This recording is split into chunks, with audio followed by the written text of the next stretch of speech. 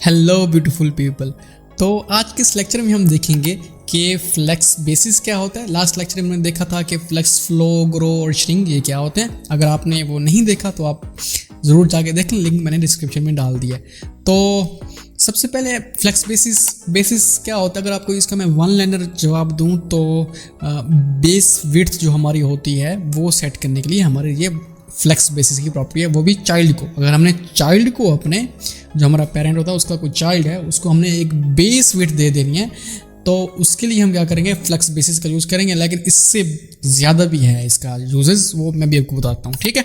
तो आज हम फ्लेक्स बेसिस के साथ साथ पिछली जो फ्लेक्स, ग्रो और श्रिंक है उसके साथ इसके कितने ज़्यादा एडवांटेजेस हमें मिल जाते हैं उसका भी मैं आपको बताता हूँ, अगर तीनों को एक साथ यूज़ करें तो लेट्स से मेरे पास एक विड्थ है with some width and height, और लेट्स से मैं चाहता हूँ ये मेरा जो डी डिव है, डी, इसकी विड्थ ये हो, राइट। और या फिर ए को ले लेता हूँ, या डी, चलें डी को ही ले लेते हैं। तो लेट्स से मैं अगर इसको अब छोटा करता हूँ, मैं चाहता हूँ ये ऐसे नीचे चला जाए, ठीक है, ऐसे इस तरह से हो जाए। और अगर और भी छोटा करूँ तो ये भी इधर आ जाए, ठीक है, कुछ इस तरह से। और अगर और भी छोटा करूं तो ये उठ के इधर आ जाए, ठीक है। और अगर और भी ऐसे छोटा करता जाऊं तो अब वरना तो उसकी विड्थ कम ना हो, लेकिन अब अगर, क्योंकि हमारे पास कोई और जगह है ही नहीं, पहले तो जगह थी तो हम नीचे आते गए, लेकिन अब हमारे पास जगह नहीं बची, तो अब क्या करेंगे हम, जैसे ये हमारी स्क्रीन छोटी हो वैसे वैसे हमारा ये चाइल्ड भी छोटा होता जाए। तो ये बहुत ही अमेजिंग प्रॉपर्टी है। अब इसको थोड़ा सा एडिटर में जाके देख लेते हैं। तो जी मैं आ गया अपने एडिटर में, और यहाँ पे अगर मैं देखूँ तो मेरे पास कुछ कंटेनर है एक, और उसमें 4 चाइल्ड्स मैंने लिए हैं, और हर चाइल्ड को मैंने 2 क्लासेस दी हैं, एक बॉक्स और एक बॉक्स 1। आ जाते हैं आप CSS में, आपको थोड़ा सा बता देता हूँ। विड्थ मैंने दी हुई है, हाइट 600 px, बैकग्राउंड कलर दी है, डिस्प्ले फ्लेक्स भी दिया हुआ है, आमने सामने आएंगे, और गैप भी दिया हुआ है, ठीक है।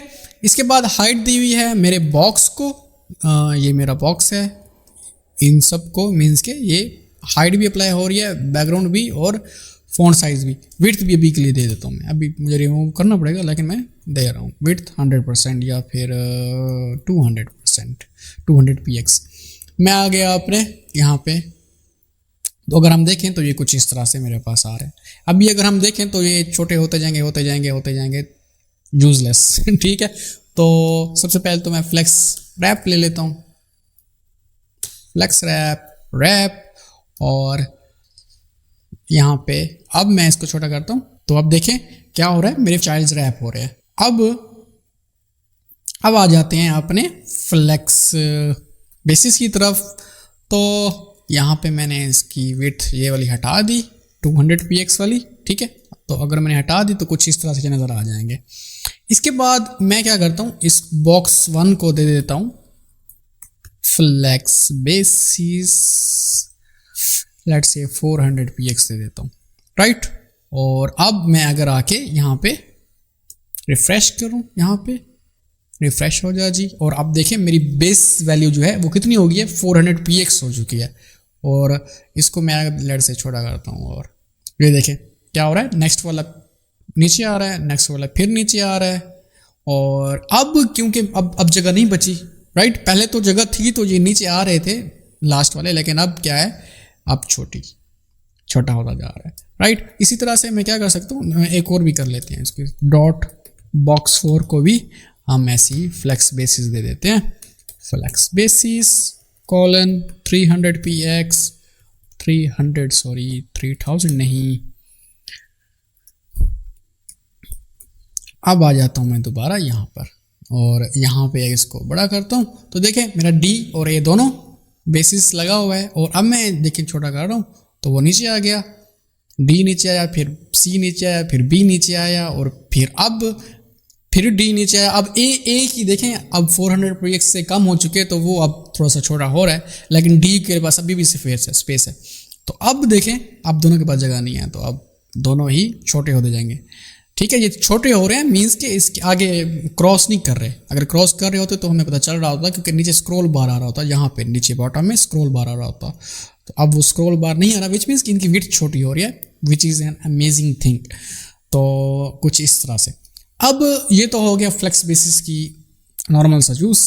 इसके बाद एक मज़े की चीज़ मैं कर सकता हूँ इसके साथ, क्या कि इनको मैं इन दोनों को मैं हटा देता हूँ, जादू करता हूँ। अब यहीं पे मैं इसको देता हूँ फ्लेक्स बेसिस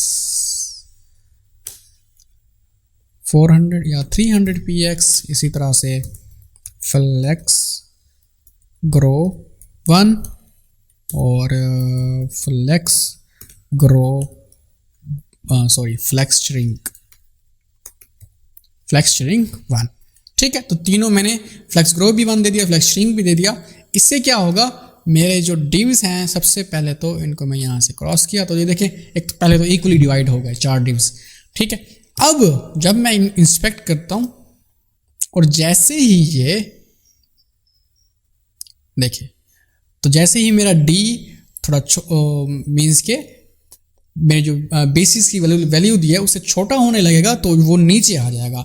नीचे आके क्योंकि मैंने फ्लेक्स ग्रो दिया हुआ है तो वो फुल विड्थ ले लेगा, राइट। इसी तरह से और भी मैं ऐसे छोटा करता हूँ तो सी अब नीचे आ जाएगा। ठीक है, अब सी दोनों इक्वल ले लिए जगह। अब इसके बाद दोबारा इसे थोड़ा छोटा किया तो ये सारे के सारे ही कॉलम में आ गए और ये रिस्पॉन्सिव के लिए बहुत ही ज़्यादा अच्छी चीज़ है। आप इनको यूज़ किए मीडिया क्वेरी लगाने की आपको ज़रूरत नहीं है अगर आप फ्लेक्स को अच्छे तरीके से इस्तेमाल करना जानते हैं। मीडिया क्वेरी की ज़रूरत बिल्कुल नहीं है। तो ये था हमारा आज का लेक्चर। अगर आपको वीडियो पसंद आएगा तो लाइक करें और अगर आपको कोई क्वेश्चन है तो आप कमेंट कर सकते हैं और अगर आपने अभी तक चैनल को सब्सक्राइब नहीं किया तो सब्सक्राइब कर लें और मिलते हैं नेक्स्ट वीडियो में।